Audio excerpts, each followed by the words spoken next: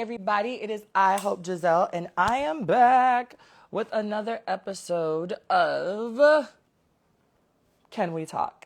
Okay, so I'm just adjusting my microphone because I want to make sure that y'all can hear me and that y'all can hear me well and that y'all can hear me clearly and all that jazz because I do want to get into the things of the things as it pertains to this particular topic.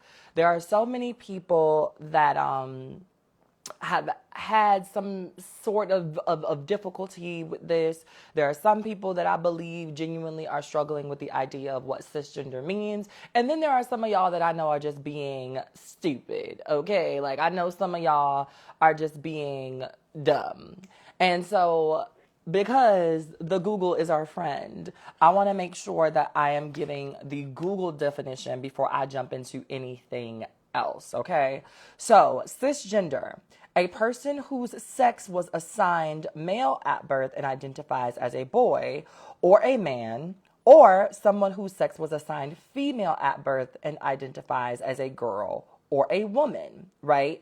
Those folks are considered cisgender. Cisgender people may or may not conform to gender norms and stereotypes associated with their identity.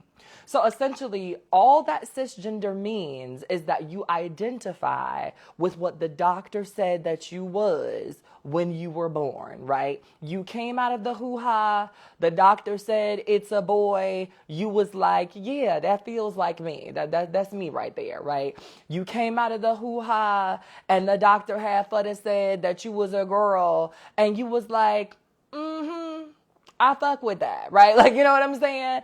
And so therefore, as it pertains to you and everything that you've gone through and the ways in which you want to navigate the universe and the things around you, everything was everything off the cuff, right? The house didn't need any renovations as far as you were concerned about the way that you showed up in the world.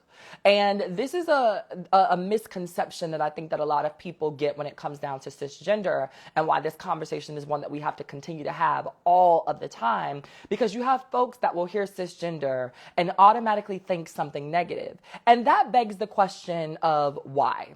Why is it an automatic assumption of negativity when someone says, you are cisgender, and that is okay? And I have a couple of hypotheses.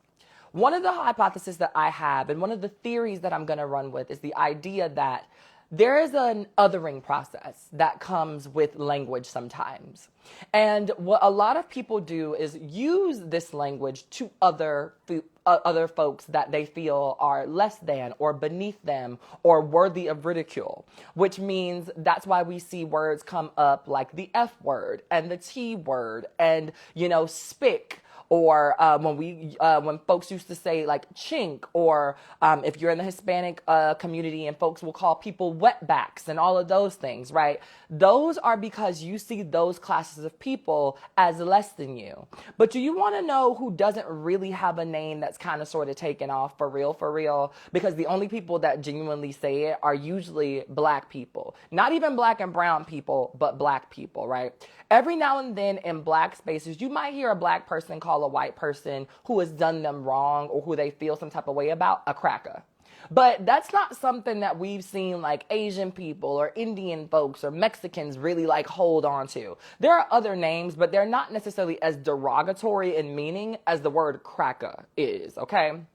So what I think is that on top of the idea of it being some BS around the hatred or the guided anger for trans people, there's also some white supremacy that plays a part in that, because it's very interesting that there's like a plethora of different slurs for other people and other groups of people. But when it comes down to the class of people that think that they're like the gods of the Aryan race, there are very few, nomers about them in the way that they've been feeling.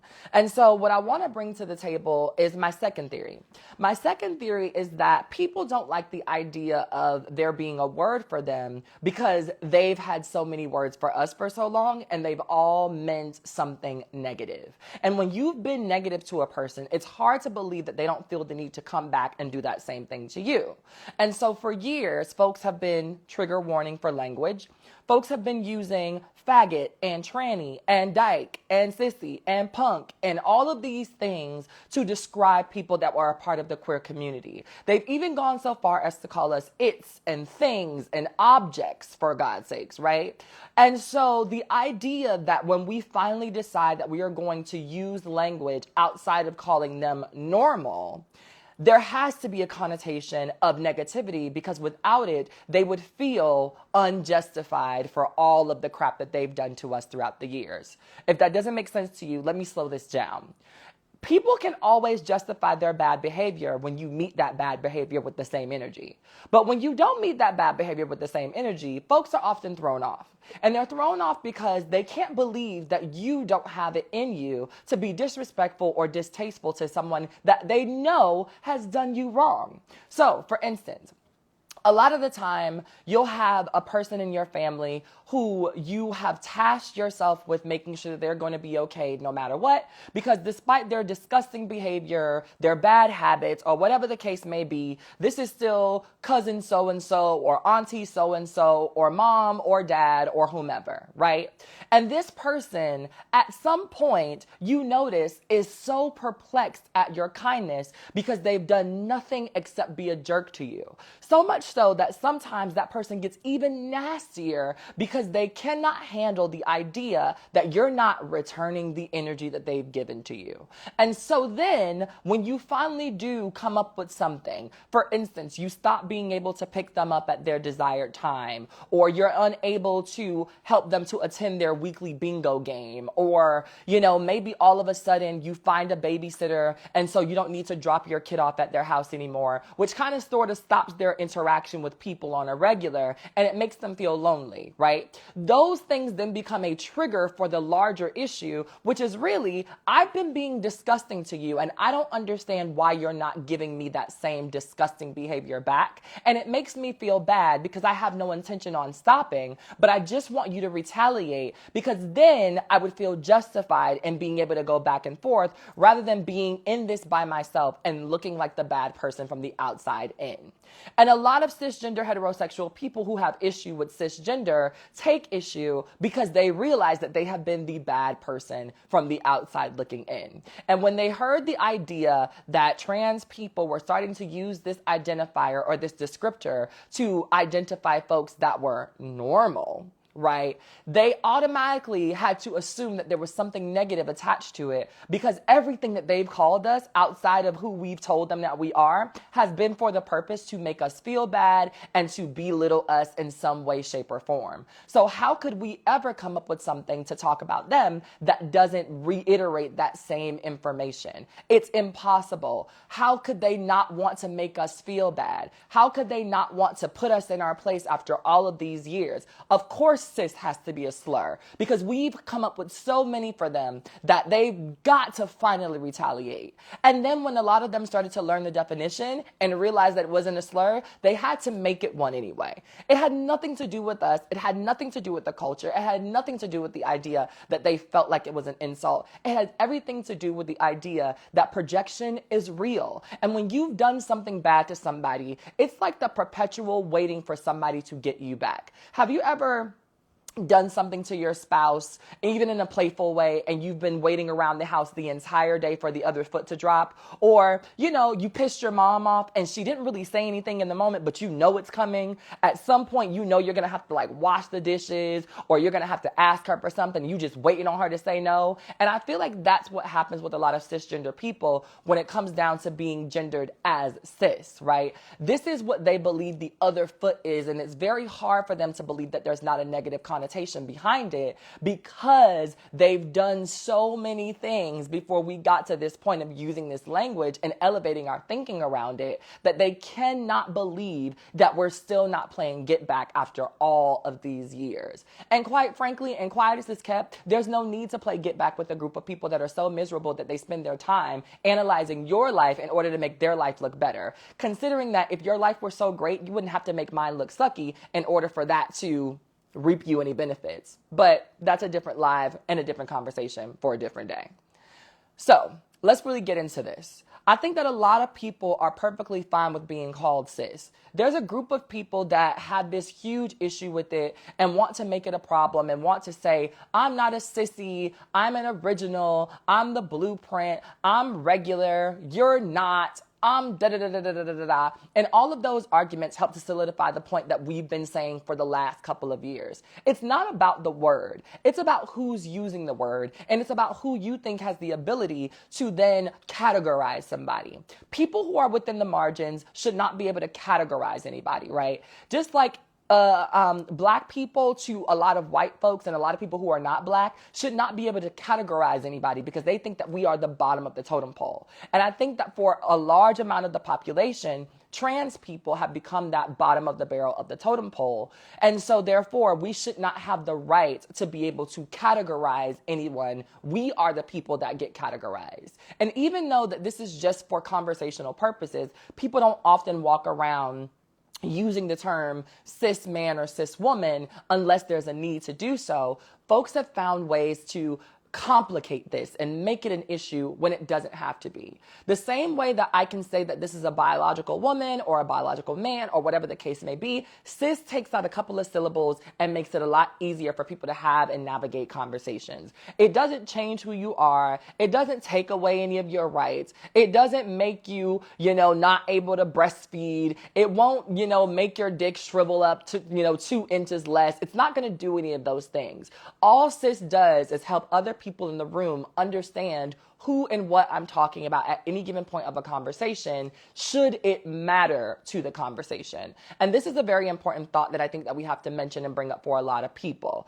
Cis is only used when it matters. It is not something that folks are jumping at the opportunity to use all the time. It's not something that people are going to constantly say to you just on a regular basis. You're not going to have people start, greeting you at your local Sephora like, hi, cisgender man, hi, cisgender woman, right? It happens in conversations where we are talking about gender and sex specifically because sometimes there's a need to differentiate the idea of who is who and what is what in the room. And considering that a lot of cisgender heterosexual people always want to get disclosure, this is one of the easiest ways to do so. If I'm having a conversation and I'm talking specifically about folks that were born male or born female, I would simply just say that in this particular conversation, I am talking specifically to heterosexual and cisgender men and women. If I'm specifically talking to folks that are just cisgender, then I would drop the heterosexual point because contrary to popular belief, this is not an LGBTQIA thing. This is a gender affirmation thing. This is a gender understanding thing. This is a gender clarification thing. And so therefore, gay folks can also be identified as cisgender, right? Meaning that if my brother enjoys being my brother, he was born as my brother, the doctor told him that he was my brother, and he's fine with that, my brother is cisgender. Right? But it does not mean that if my brother decides that he wants to step into his truth and love on men, that he now all of a sudden becomes trans just because he would be queer at that point as well. To be very frank, my brother is not gay, as far as I know. And this is just an example, but I had to make that clear because y'all love to be like, oh, see, and the brother gay too, and stay on topic, stay focused, stay with me. You were listening. Don't get on the idea of my brother being gay. He's not, okay?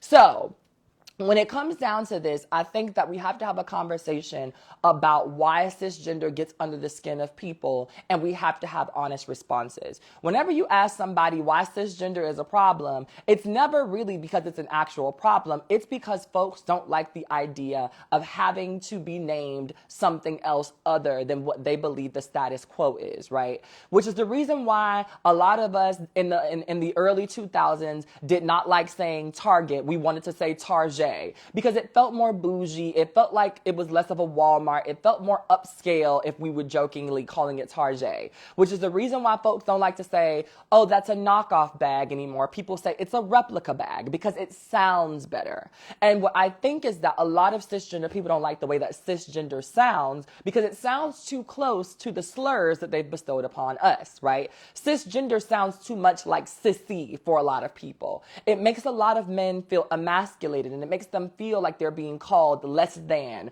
or like they're being called feminine when it really has nothing to do with that. And for a lot of cisgender women, it makes them feel like their womanhood is being downgraded to something that is less than for whatever reason, even though it's not that.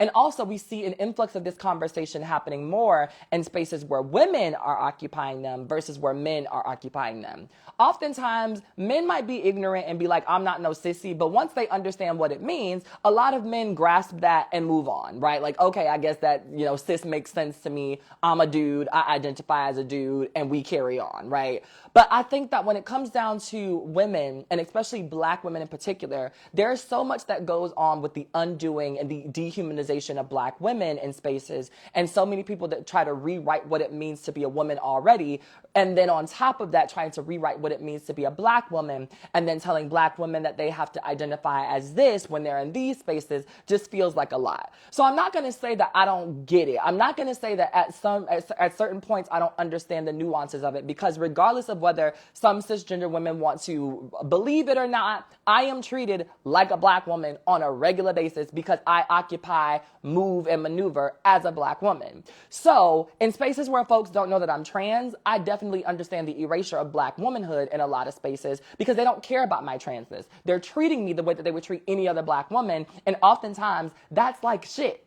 So let's really have the conversation about erasure, but let's not have it as if trans people created the erasure that is happening to Black women as a whole or women as a whole in general. The patriarchy and the male misogynistic system is doing that every single day and would still be doing that even if every trans person renounced their transness tomorrow. Let's be very clear. If every trans person on the face of the earth decided, you know what, it's not worth it anymore, I would rather go ahead and get my little 3 kids and a dog or live my picket fence life or go and live my best soft girl life because I don't have time to deal with the foolishness, women would still be being targeted by cishet men on a regular basis, because that is what cishet men want to do, is remind women that we are less than and that they are the alpha male breadwinners and that we can do nothing without them. That is essentially that is the messaging that you get as a woman, whether it be dog whistled in your face or Andrew Tated right up in there. You know what I'm saying? The idea isn't that trans women are coming in and taking over this space and making women do this new thing. The idea is that trans women are asking for inclusion and cisgender men are turning that into something else and telling cisgender women that we are out to get them in some way. Because if nobody else could infiltrate the movement and make women feel like there's something else to be paying attention to other than feminism and the idea of uplifting women, it's men telling you to be upset at these other people that are perceived to be men, even though you're fighting for the same thing. Because if I get the dog chasing his own tail, he can't see that I brought a new bone in for somebody else that's not him. And so as long as y'all are chasing the tails of transgender women to go around and around in this circle that has nothing to do with anything and that is literally just a moniker for a descriptor about how you identify, you're never going to be able to have the real conversations that need to be had because they're going to be able to divert the conversation every single time. Do we not realize that every single time a powerful woman gets on stage or gets into a space or starts to make sense, all these men do is deflect and turn it into a conversation about something else that has no merit whatsoever in the current conversation? And that's exactly what happened. When we were on the verge of really stepping things up with Me Too and having conversations around women and divinity and the power of women, and we were having all of these yoni classes and everything was about woman, the empowerment of the woman, everybody all of a sudden decided that trans issues were so important. But not only that, but they started to push trans media in spaces where women were often occupying. So there was a lot of the idea of, let's put this trans show on the Lifetime network. Let's put this trans person in this Twitter group. Let's force this trans ideation into this space where women occupy. Even though this is about trans men, let's just say trans in general and get cisgender women upset and in arms about a bunch of things. And it's just because as long as you are arguing with the trans folks, we can do whatever we want to do over here. And you're going to think that we're the golden messiahs and the gooses of the community because we've gotten you to believe that they are the enemy. When truth be told, all they want you to do is believe that to live your soft girl life, you got to treat your husband like the king that he does not deserve to be treated because he hasn't done anything to earn those things, right? There's a lot of people that are getting by die on this new argument of trans women being everybody's favorite enemy, and especially when it comes down to cisgender women. There's a reason why the conversation around cisgender women and transgender women is going around and around in a circle and getting nowhere. And it's because we are not the enemy of one another. Eventually, even enemies find a way to coexist and do away with the war. At some point, considering that trans women have always been here and cisgender women have always been here, whether it be through biological methods or whether it just be through the social understanding of people, I think that there has to be a real conversation between women that says, I ain't here to hurt you. I'm here to try to exist with you. And we can do that if you let go of some of this petty stuff, because I've already let go of most of the petty stuff. I've let go of the fact that you've been calling me a tranny for the last 16 years. I've let go of the fact that you've misgendered me for the last 14 months since I've transitioned. I've let go of the fact that you don't really truly see me as a woman, but you're being respectful in this moment because you don't want to be canceled or whatever the case may be. So can you just let go of the fact that you are being called cisgender in this moment for the sake of a description, so that folks understand that I am not talking about another woman that is like me, but I'm simply talking about a woman that is and understands that she was born as this and she's accepted that for herself. The problem is, it's only when it comes down to cisgender. Because if I were in conversation and I said plus size women have to have a conversation, around X, Y, and Z when they're in the fitting room, because there's differences and there's nuances behind that. Or if I were to have a conversation and say, for the sake of this conversation, I have to let y'all know that the girl was Puerto Rican, because then you get a picture in your head of how it might have gone, because there's stereotypes that you can attach to that, right? Folks don't mind that because people understand that those are descriptors to help you better understand the conversation. So why is being cisgender, or why is being identified as cisgender, any different? In a conversation where it matters, it is okay and it should be okay to differentiate. But it's not that you're being differentiated. It's not that it's a descriptor.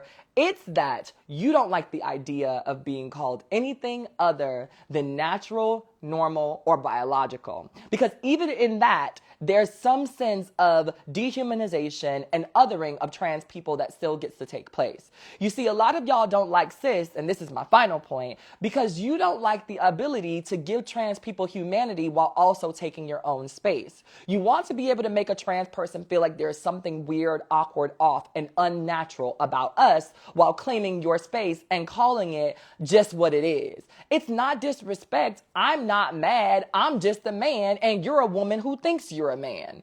I'm not upset about it. I'm just a real woman. I'm a natural woman, and you're whatever the fuck you think you are, right? And those are the things that y'all like to do in order to dehumanize people, to justify why it should be okay that you don't have to deal or follow in line with all the rest of the things that everybody else has to deal with. Y'all love to talk about how we're so sensitive and how we move mountains for the smallest things, and that we go up and get in arms and all of that stuff, and just da da da da da da da da. But y'all can't even take the idea of understanding that language is going to evolve and multiply beyond you without causing a huge ruckus over a 3-letter word that legitimately just means everything that you've been saying, except in a different way. I should be able to say the same thing in a different way depending on my academic understanding of words and vocabulary 1,001 times without somebody having to get upset. I can say the same thing right now in 2 different ways, and there are 2 different audiences of people that will understand me. There are some folks that are going to understand me at a high level because of the words that I use, and there are some folks that are going to understand me at a low level because of the words that I use. But both times, both people understood me. But the only difference with this is that when you do things like say, I'm a natural man, I'm a natural woman, what that says is that I and who I am is not natural. And while we can talk about and debate the idea of surgeries to help to enhance things, what we have to understand is that the initiation of transgenderism does not start on the table for the doctor for the BBL. It does not start once I have my SRS surgery. It does not start once I have my FFS. It doesn't even start once I put my first wig on. Transitioning happens here. It's here. It is a natural function of the brain that triggers an understanding of self in here.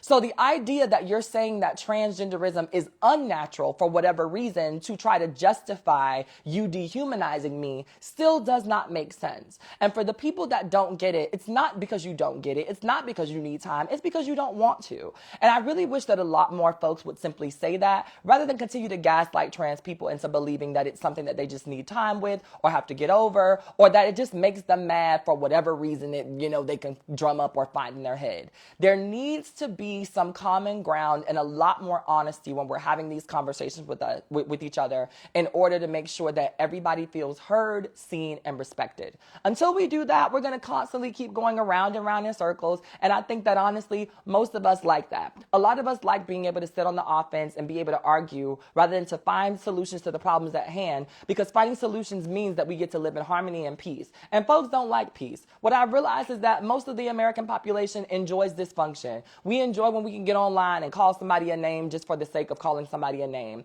We enjoy feeling depressed and being mad because then we get to turn around and justify bad behaviors and irresponsible behavior by spending too much money, because we get to say, well, I was depressed last week, and so it's okay that I spent $10,000 on this bag that I don't need, and I'm not going to be able to pay my rent at the end of the month because I was depressed. We enjoy bad behaviors as human beings, but when it comes down to treating other people the way that you want to be treated, I say, fuck that shit. Treat me how I treated you. So if a trans person comes into the room and they're simply being respectful, do the same in return. If you don't like the idea of being called cisgender, understand that a person can respect you personally in this room, but you cannot dictate how that person then navigates other people who don't have a problem. So for my real last point, what I also want to say is I really wish that a lot of folks who have an issue with cisgender would stop speaking for the vast majority or the entire community. I have a bunch of heterosexual cisgender friends and a bunch of gay cisgender friends that do not mind being referred to as cisgender. My mom doesn't even mind being referred to as cisgender, and my mom is still learning and all up in her process. So you don't get to dictate for the entire community of women that women don't like being called cisgender. You don't get to dictate for the entire community of men that men don't like being called cisgender. Just say you don't like being called cisgender and trust that that person will respect your wishes. But also understand that if that person is not talking directly to you, they don't owe you that respect anymore. When a person is making a general point about a group of people, and especially if it's not one that is intent on disrespecting folks, a person also does not owe you respect even in those conversations because they are not talking to you. However, when a person directly angles something at you after you've let it be known that you don't like being called something, that then becomes disrespect. And you then should be able to say something and defend yourself because you've already made it very clear what your boundaries were and that person crossed them. Whether they were trans or not, none of those things are okay. And I think that if we were having conversations about that, it will be a lot easier for us to navigate it rather than argue back and forth about what the word means and where it came from and if it's made up and if it's all of these things. Every single word in the dictionary is made up by somebody. There were words that were not even words before that are now in the dictionary. Colloquialisms that were never considered to be proper English are now in the dictionary. We could not find ain't in a dictionary when I was growing up. Guess what? It's in a dictionary now. We couldn't find finna in a dictionary when I was growing up. Guess what? It's in a dictionary now. The way that language evolves on a daily basis based off of social norms and the ways in which we all move and shake and do things as a community is going to constantly happen. And if you're a person that's so stuck in the past that you can't get with the now, the new, and what's coming up, I hate to break it to you, but cisgender is not going to be the last word that you're upset about. That's it. That's all. And I'm glad that you came and you all joined me for this episode of Can We Talk here on Instagram Live. I will see you all later. Share with a friend. And, let's try to do better by each other. For everybody, cis and trans. Bye, everybody.